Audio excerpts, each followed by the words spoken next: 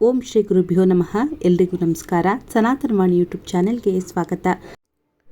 ಇವತ್ತಿನ ವಿಡಿಯೋದಲ್ಲಿ ನಾವು ಅಧಿಕ ಮಾಸದಲ್ಲಿ ಆಚರಣೆ ಮಾಡುವಂಥ ಸಂಕಷ್ಟಹರ ಚತುರ್ಥಿಯ ಬಗ್ಗೆ ಮಾಹಿತಿಯನ್ನು ತಿಳಿಯೋಣ. ಇನ್ನು ಬಹಳಷ್ಟು ಜನ 3ನೇ ತಾರೀಕು ಆಚರಣೆಯನ್ನು ಮಾಡಬೇಕು ಅಂದರೆ ನಾಳೆ ದಿನ ಆಚರಣೆಯನ್ನು ಮಾಡಬೇಕು ಅಂತೇಳಿ ತಿಳ್ಕೊಂಡಿದ್ದಾರೆ. ಆದರೆ ಈ ಬಾರಿ ಅಧಿಕ ಮಾಸದ ಸಂಕಷ್ಟಹರ ಚತುರ್ಥಿಯನ್ನು ನಾವು 4ನೇ ತಾರೀಕು ಆಚರಣೆಯನ್ನು ಮಾಡಬೇಕು. ಹಾಗೆ ಈ ಬಾರಿ ಅಧಿಕ ಮಾಸದ ಒಂದು ಸಂಕಷ್ಟಹರ ಚತುರ್ಥಿಯ ವ್ರತಕಥೆಯನ್ನು ತಪ್ಪದೆ ಪ್ರತಿಯೊಬ್ಬರೂ ಕೂಡ ಕೇಳಿ ಇನ್ನು ಅಧಿಕ ಮಾಸದ ಸಂಕಷ್ಟಹರ ಚತುರ್ಥಿಯನ್ನು 4ನೇ ತಾರೀಕು ಆಚರಣೆಯನ್ನು ಮಾಡಿ. ಹಾಗಿದ್ರೆ ಬನ್ನಿ ಸಂಪೂರ್ಣವಾಗಿ ಮಾಹಿತಿಯನ್ನು ತಿಳಿಯೋಣ. ನಮಗೆ ಈ ಬಾರಿ ಚೌತಿ ತಿಥಿ ಆರಂಭ ಆಗೋದೇ ನಮಗೆ ರಾತ್ರಿ ಅಂದರೆ ನಾಳೆ ದಿನ ರಾತ್ರಿ 9:21 ನಂತರ.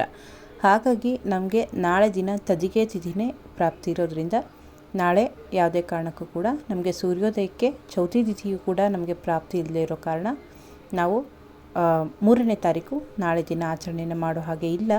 ಬದಲಾಗಿ ನಾವು ಗುರುವಾರ ಅಂದರೆ ಕೃಷ್ಣ ಪಕ್ಷದ ಚೌತಿ ತಿಥಿ ನಮಗೆ ಅವತ್ತು ರಾತ್ರಿ 11:30 ಕೂಡ ಸಂಪೂರ್ಣ ದಿನ ನಮಗೆ ಪ್ರಾಪ್ತಿ ಇರೋದ್ರಿಂದ ಉದಯ ಕಾಲಕ್ಕೂ ನಮಗೆ ಚೌತಿ ತಿಥಿನೇ ಪ್ರಾಪ್ತಿ ಇರೋದ್ರಿಂದ ನಾವು ಗುರುವಾರ ಜೂನ್ 4ನೇ ತಾರೀಕು ಈ ಬಾರಿ ಅಧಿಕ ಮಾಸದ ಸಂಕಷ್ಟಹರ ಚತುರ್ಥಿ ಆಚರಣೆಯನ್ನು ಮಾಡಬೇಕು.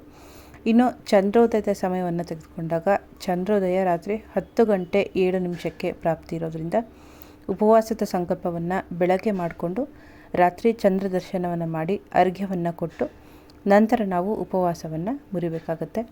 ಇನ್ನು ಈ ಬಾರಿ ಅಧಿಕ ಮಾಸದ ಸಂಕಷ್ಟಹರ ಚತುರ್ಥಿಯ ವ್ರತಕಥೆ ಬಹಳ ವಿಶೇಷವಾಗಿರೋಂಥದ್ದು. ಹಾಗಾಗಿ ಸಂಕಷ್ಟಹರ ಚತುರ್ಥಿಯ ವ್ರತಕಥೆಯನ್ನು ಕೇಳೋಣ ಬನ್ನಿ. ಮೊದಲಿಗೆ ಪೂರ್ವಕಥೆಯನ್ನು ತಿಳ್ಕೊಳ್ಳೋಣ. ಶ್ರೀ ಸಂಕಷ್ಟಹರ ಚತುರ್ಥಿಯ ಪೂರ್ವಕಥೆ. ಋಷಿಗಳಲ್ಲಿ ಶ್ರೇಷ್ಠರಾದಂತಹ ಶೌನಕರು ಈ ಜಗತ್ತಿನಲ್ಲಿ ದಾರಿದ್ರ್ಯ, ದುಃಖ, ಸಂಕಟ ಹಾಗೆ ಶತ್ರುಬಾಧೆಗಳನ್ನು ಪರಿಹಾರ ಮಾಡುವಂತಹ ವ್ರತವು ಯಾವುದೆಂದು ಚಿಂತಿಸುತ್ತಿರಲು ತ್ರಿಲೋಕ ಸಂಚಾರಿಗಳಾದಂತಹ ನಾರದರು ಅವರಿಗೆ ಪ್ರತ್ಯೇಕವಾಗಿ ಅವರ ಮನಸ್ಸಿನಲ್ಲಿರುವಂತಹ ಯೋಚನೆಗಳನ್ನು ಕೇಳಿ, ಋಷಿಗಳಿರ, ನಿಮ್ಮ ಮನಸ್ಸಿನಲ್ಲಿರುವಂತಹ ದುಃಖ ಪರಿಹಾರಕ್ಕೆ ತಕ್ಕ ಉಪಾಯವನ್ನು ಹೇಳುವೆನು. ನೀವು ಅಖಂಡ ತಪಸ್ಸನ್ನು ಮಾಡಿ ಸ್ಕಂದದೇವರನ್ನು ಒಲಿಸಿಕೊಳ್ಳಿರಿ, ಆತನಿಂದ ಪರಿಹಾರೋಪಾಯವೂ ಸಿಗುವುದು ಎಂದು ಹೇಳಿ ನಾರದರು ಅಂತರ್ಧಾನನಾದರು. ಇತ್ತ ಋಷಿಗಳು ಸ್ಕಂದದೇವರನ್ನ ಕುರಿತು ತಪಸ್ಸು ಮಾಡಿದರು. ಪ್ರಸನ್ನನಾದಂತಹ ಸ್ವಾಮಿಯು ಅವರ ಮನೋಜ್ಞವನ್ನು ಅರಿತು, ಎಲೆ ಋಷಿಗಳಿರ, ಪ್ರತಿ ಮಾಸದ ಬಹುಳ ಚೌತಿಯಲ್ಲಿ ವಿನಾಯಕನನ್ನ ಆರಾಧಿಸಿ ಮೋದಕಗಳಿಂದ ಹವನ ಮಾಡಿ ಯಥಾಶಕ್ತಿ ದಾನ ಧರ್ಮಾದಿಗಳನ್ನು ಮಾಡಿಸಿದರೆ ಆ ವ್ರತ ಫಲದಿಂದ ದುಃಖ ನಿವಾರಣೆ ಆಗುವುದು ಅಂತ ಹೇಳ್ತಾರೆ. ಈ ಒಂದು ವ್ರತವನ್ನು ಶ್ರೀಕೃಷ್ಣನು ರಾಜ್ಯಭ್ರಷ್ಟನಾಗಿ ಶತ್ರುಗಳ ಕಿರುಕುಳದಿಂದ ನೊಂದಿರುವಂತಹ ಧರ್ಮನಂದನನ್ನ ಕುರಿತು, ನೀನು ಅರಣ್ಯವಾಸ ತೀರುವವರೆಗೂ ಕೂಡ ಚೌತಿ ಗಣಪತಿ ವ್ರತವನ್ನು ಮಾಡುವವನಾಗು, ಇದರಿಂದ ಮುಂದೆ ಕ್ಷೇಮವಾಗುವುದು ಎಂದು ವ್ರತ ವಿಧಾನವನ್ನು ತಿಳಿಸಿ ಪಾಂಡವರ ಮೂಲಕ ಈ ಒಂದು ವ್ರತದ ಆಚರಣೆಯನ್ನು ಮಾಡಿಸಿದರು. ಇದರ ಒಂದು ಪ್ರಭಾವದಿಂದ ಅರಣ್ಯವಾಸವು ನಿರಾತಂಕವಾಗಿ ನಡೆದು ಮತ್ತೆ ಕುರುಯುದ್ಧದಲ್ಲಿ ಶತ್ರುಗಳನ್ನು ಸದೆಬಡಿದು ಮತ್ತೆ ರಾಜ್ಯವನ್ನು ಪಡೆದರು. ಈ ವ್ರತವನ್ನು ಹಿಮವಂತನಿಗೆ ಮಗಳಾಗಿ ಜನಿಸಿದಂತಹ ಪಾರ್ವತಿಯು ಶಿವನನ್ನ ಪತಿಯನ್ನಾಗಿ ಪಡೆಯಲು ಶಿವಪೂಜಾ ನಿರತಳಾಗಿದ್ದಾಗ ನಾರದರು ಪ್ರತ್ಯಕ್ಷವಾಗಿ ಪಾರ್ವತಿಯ ಮನೋಜ್ಞವನ್ನು ಕೇಳಿ ತಿಳಿದು, ನಿನ್ನ ಇಚ್ಛೆ ಪೂರೈಸಬೇಕಾದರೆ ಮೊದಲು ನೀನು ಚೌತಿ ಗಣಪತಿಯನ್ನ ಆರಾಧಿಸು ಎಂದು ವಿವೇಕ ಹೇಳಿದರು. ತಕ್ಷಣವೇ ಕಾರ್ಯನಿರತಳಾದಂತಹ ದೇವಿಯು ಗಣಪತಿಯನ್ನ ಸ್ಮರಿಸಲು ಪ್ರತ್ಯಕ್ಷನಾಗಿ ತಾಯಿಯ ಬಯಕೆಯನ್ನ ಅರಿತವನಾಗಿ, ಮಾತೆ, ನೀನು ಚೌತಿ ಗಣಪತಿಯನ್ನ ವ್ರತರೂಪದಲ್ಲಿ ಆಚರಿಸು ಎಂದು ವ್ರತ ವಿಧಾನವನ್ನು ತಿಳಿಸಿದನು. ದೇವಿಯು ವ್ರತವನ್ನ ಭಕ್ತಿಯಿಂದ ಅನೇಕ ಕಾಲ ಮಾಡಲು ಗಣಪತಿಯು ಅನುಗ್ರಹದಿಂದ ಶಿವನು ಪ್ರತ್ಯಕ್ಷನಾಗಿ ಪಾರ್ವತಿಯನ್ನ ವಿವಾಹವಾದನು. ಆದ್ದರಿಂದ ಎಲೆ ಋಷಿಗಳಿರ, ನೀವು ಈ ಪೂಜೆಯನ್ನ ಲೋಕಕ್ಕೆ ಪ್ರಚಾರ ಮಾಡಿರಿ. ಯಾರು ಈ ಪೂಜೆ ಮಾಡುತ್ತಾರೆಯೋ, ಅವರ ಕಥೆ ಕೇಳುತ್ತಾರೆಯೋ ಅವರೆಲ್ಲರಿಗೂ ಕೂಡ ಗಣಪತಿಯ ಅನುಗ್ರಹದಿಂದ ಆರೋಗ್ಯ ಉಂಟಾಗುವುದು ಎಂದು ಸ್ಕಂದ ಮತ್ತು ಋಷಿಗಳ ಸಂವಾದ ರೂಪದ ಸಂಕಷ್ಟಹರ ಗಣಪತಿ ವ್ರತಕಥೆಯು ಮುಗಿಯಿತು. ಪ್ರತಿ ಮಾಸದ ಕಥೆಗಳನ್ನು ಆಯಾ ಮಾಸದಲ್ಲಿ ನಾವು ಓದಬೇಕು. ಇದು ಪೂರ್ವಕಥೆ ಆಗಿತ್ತು. ನಾವು ಅಧಿಕ ಮಾಸದಲ್ಲಿ ವಿಭುವನ ಪಾಲಕನಾದಂಥ ಮಹಾಗಣಪತಿ ಆರಾಧನೆಯನ್ನು ಮಾಡಬೇಕು. ಹಾಗೆ ದೂರ್ವ ಬಿಲ್ವಪತ್ರೆ ಪೀಠದಲ್ಲಿ ಈ ಬಾರಿ ವಿಭುವನ ಪಾಲಕ ಮಹಾಗಣಪತಿ ಆರಾಧನೆಯನ್ನು ಮಾಡಲಾಗುತ್ತೆ. ಪೂರ್ವ ಕಥೆಯ ಕೇಳಿದ ನಂತರ ನಾವು ಪ್ರತಿ ಮಾಸದ ಕಥೆಯ ರೀತಿಯಲ್ಲೇ ಈ ಬಾರಿ ಅಧಿಕ ಮಾಸದ ಕಥೆಯನ್ನು ಕೂಡ ಕೇಳಬೇಕು. ಗಣಪತಿಯು ಸರ್ವಮಂಗಳೆಯಾದ ಪಾರ್ವತಿಯನ್ನು ಕುರಿತು, ಮಾತೆ, ಈ ಅಧಿಕ ಮಾಸದಲ್ಲಿ ನನ್ನನ್ನು ವಿಭುವನ ಪಾಲಕ ಮಹಾಗಣಪತಿ ಎಂಬ ಹೆಸರಿನಿಂದ ಪೂಜಿಸಿ ನನ್ನನ್ನು ದೂರ್ವ ಬಿಲ್ವಪತ್ರೆ ಪೀಠದಲ್ಲಿ ಆಹ್ವಾನಿಸಿ ತಮ್ಮ ಶಕ್ತಿಯಾನುಸಾರ ಕಡುಬು, ಪಾಯಸ, ಕೋಸಂಬರಿ, ಪಾನಕಗಳನ್ನು ನೈವೇದ್ಯಕ್ಕೆ ಇಟ್ಟು ಪೂಜಿಸಬೇಕು. ಆಗ ಪಾರ್ವತಿ ದೇವಿಯು ಪುತ್ರನನ್ನು ಅಧಿಕ ಮಾಸದ ಪೂಜಾ ಮಹಿಮೆ ಮತ್ತು ಕಥೆಯನ್ನು ತಿಳಿಸಲು ಕೋರಿದಳು. ಗಣಪತಿಯು ಪ್ರಸನ್ನನಾಗಿ, ಮಾತೆ, ಕೃತಯುಗದಲ್ಲಿ ಧರ್ಮಸೇನ ಎಂಬ ರಾಜನು ರಾಜ್ಯವನ್ನು ಪಾಲಿಸುತ್ತಿದ್ದನು. ಆತನಿಗೆ ಶಾಂತಮತಿ ಎಂಬ ಪತ್ನಿ ಇದ್ದಳು.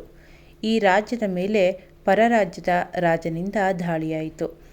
ಯುದ್ಧದಲ್ಲಿ ಧರ್ಮಸೇನನು ಸೋತು ಹೋದನು. ಆಗ ಪತ್ನಿ ಸಮೇತ ಕಾಡಿಗೆ ಹೋಗಿ ಹಸಿವು ಬಾಯಾರಿಕೆಗಳಿಂದ ಪ್ರತಿದಿನವೂ ಕಷ್ಟಪಡುತ್ತಿದ್ದನು. ಹೀಗೆ ಕಷ್ಟಪಡುತ್ತಿದ್ದಾಗ ಒಂದು ದಿನ ಮಾರ್ಗದಲ್ಲಿ ಮಾರ್ಕಂಡೇಯ ಮಹರ್ಷಿಗಳ ದರ್ಶನವಾಯಿತು. ಮಹರ್ಷಿಗಳಿಗೆ ಧರ್ಮಸೇನನ ಪರಿಸ್ಥಿತಿ ಅರಿವಾಯಿತು. ಆಗ ಮಾರ್ಕಂಡೇಯ ಮಹರ್ಷಿಗಳು ಧರ್ಮಸೇನನು ಪೂರ್ವಜನ್ಮದಲ್ಲಿ ಸಂಕಷ್ಟಹರ ಗಣಪತಿ ವ್ರತವನ್ನು ಬಿಡದೆ ಮಾಡುತ್ತಿದ್ದುದರಿಂದ ರಾಜನಾಗಿ ಜನಿಸಿದ. ಆದರೆ ರಾಜನಾದ ನಂತರ ಸಂಕಷ್ಟಹರ ವ್ರತವನ್ನು ಮರೆತನು. ಆದುದರಿಂದ ಈ ವ್ರತವನ್ನು ಪುನಃ ಪ್ರಾರಂಭಿಸು, ನಿನ್ನ ಇಷ್ಟಗಳು ನೆರವೇರುವುದೆಂದು ತಿಳಿಸಿದರು. ಧರ್ಮಸೇನನು ಮಹರ್ಷಿಗಳ ಕೃಪೆಯಿಂದ ಚೌತಿ ದಿನದಲ್ಲಿ ಸಾಧ್ಯವಾದ ಮಟ್ಟಿಗೆ ಸಂಕಷ್ಟಹರ ವ್ರತವನ್ನು ಆಚರಿಸಿದನು. ಈ ವ್ರತದ ಮಹಿಮೆಯಿಂದ ಧರ್ಮಸೇನನ ಕಷ್ಟಗಳು ತೊಲಗಿದವು. ಪುನಃ ರಾಜ್ಯವು ಪ್ರಾಪ್ತಿಯಾಯಿತು. ಹೀಗೆ ಗಣಪತಿಯು ಪಾರ್ವತಿಗೆ ಹೇಳಿದ ಶ್ರೀಕೃಷ್ಣ ಯುಧಿಷ್ಠಿರ ಸಂವಾದದ ದೂರ್ವ ಬಿಲ್ವಪತ್ರೆ ಪೀಠ ಅಧಿಕ ಮಾಸದ ಕಥಾ ಮಹಿಮೆಯು ಸಂಪೂರ್ಣವಾಯಿತು.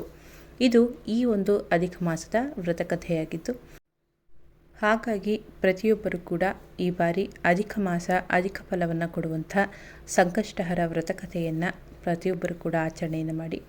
ಇನ್ನು ಈ ಬಾರಿ ಒಂದು ಚಂದ್ರೋದಯದ ಸಮಯವೊಂದು 10 ಗಂಟೆ 7 ನಿಮಿಷಕ್ಕೆ ಚಂದ್ರೋದಯದ ಸಮಯ ಇದೆ. ಈ ಒಂದು ಸಮಯದಲ್ಲಿ ಚಂದ್ರ ದರ್ಶನವನ್ನು ಮಾಡಿ ಚಂದ್ರನಿಗೆ ಅರ್ಘ್ಯವನ್ನು ಕೊಟ್ಟು ಗಣಪತಿಯ ಸಂಕಷ್ಟನಾಶನ ಸ್ತೋತ್ರ ಆಗಿರ್ಬೋದು ಅಥವಾ ಗಣಪತಿ ಮಂತ್ರಗಳನ್ನು ನೀವು ಸಂಕಷ್ಟಹರ ಚತುರ್ಥಿ ದಿನ ನೀವು ಹೇಳ್ಬೋದು. ನಿಮ್ಮ ಯಥಾಶಕ್ತಿ ಅನುಸಾರ ಗಣಪತಿಗೆ ಗರಿಕೆಯ ಅರ್ಚನೆಗಳನ್ನು ಮಾಡುವಂಥದ್ದಾಗಿರ್ಬೋದು ಅಥವಾ ಎಕ್ಕದ ಹೂವಿನಿಂದ ಅರ್ಚನೆಗಳನ್ನು ಮಾಡಬಹುದು. ಪ್ರತಿಯೊಬ್ಬರು ಕೂಡ ಸಂಕಷ್ಟಹರ ಚತುರ್ಥಿಯ ಆಚರಣೆಯನ್ನು ಮಾಡಿ. ಇನ್ನು ಬೆಳಗ್ಗೆ ಯಾರು ಪೂಜೆಯನ್ನು ಮಾಡ್ಕೊಳ್ತೀರಾ, ನೀವು ಬೆಳಗ್ಗೆ ಪೂಜೆ ಕಾರ್ಯಗಳನ್ನು ಮಾಡ್ಕೊಳ್ಬೋದು. ಇನ್ನು ಮುಖ್ಯ ಪೂಜೆ ಸಂಜೆ ಇರುತ್ತೆ. ಸಂಜೆ 6 ಗಂಟೆ 42 ನಿಮಿಷದಿಂದ 8 ಗಂಟೆವರೆಗೂ ಕೂಡ ಉತ್ತಮವಾದಂಥ ಸಮಯ. ಈ ಸಮಯದಲ್ಲಿ ಗಣಪತಿಯ ಪೂಜೆಯನ್ನು ಮಾಡ್ಬೋದು. ಇನ್ನು ದೇವಸ್ಥಾನಗಳಿಗೆ ಭೇಟಿ ಕೊಡುವಂಥವರು ದೇವಸ್ಥಾನಗಳಿಗೆ ಭೇಟಿಯನ್ನು ಕೊಡಬಹುದು. ಆದರೆ ಅರ್ಘ್ಯವನ್ನು ಚಂದ್ರೋದಯ ಆದ ನಂತರ ಅರ್ಘ್ಯವನ್ನು ಕೊಟ್ಟು ನಂತರ ನೀವು ಉಪವಾಸವನ್ನು ಮುರಿಬೇಕಾಗುತ್ತೆ. ಹಾಗಿದ್ರೆ ಇದಿಷ್ಟು ಮಾಹಿತಿ ಈ ಬಾರಿ ಅಧಿಕ ಮಾಸದ ಬಗ್ಗೆ ಮಾಹಿತಿಯಾಗಿತ್ತು. ಇನ್ನು ಷೋಡಶೋಪಚಾರ ಪೂಜೆಯನ್ನು ಮಾಡುವಂಥವ್ರು ನನಗಾಗಲೇ ನನ್ನ ಹಿಂದಿನ ವಿಡಿಯೋಗಳಲ್ಲಿ ನಿಮಗೆ ಮಾಹಿತಿಯನ್ನು ತಿಳಿಸ್ಕೊಟ್ಟಿರೋದ್ರಿಂದ ಆ ರೀತಿಯಲ್ಲಿ ನೋಡಿ ನೀವು ಸರಳವಾಗಿ ಆಚರಣೆಯನ್ನು ಮಾಡ್ಕೊಳ್ಬೋದು. ಮಾಹಿತಿ ಅನುಕೂಲ ಆಗಿದ್ದರೆ ಬೇರೆಯವ್ರಿಗೂ ಕೂಡ ಶೇರ್ ಮಾಡಿ. ಮತ್ತೆ ಮುಂದಿನ ವಿಡಿಯೋದಲ್ಲಿ ಸಿಗ್ತೀನಿ. ಧನ್ಯವಾದಗಳು.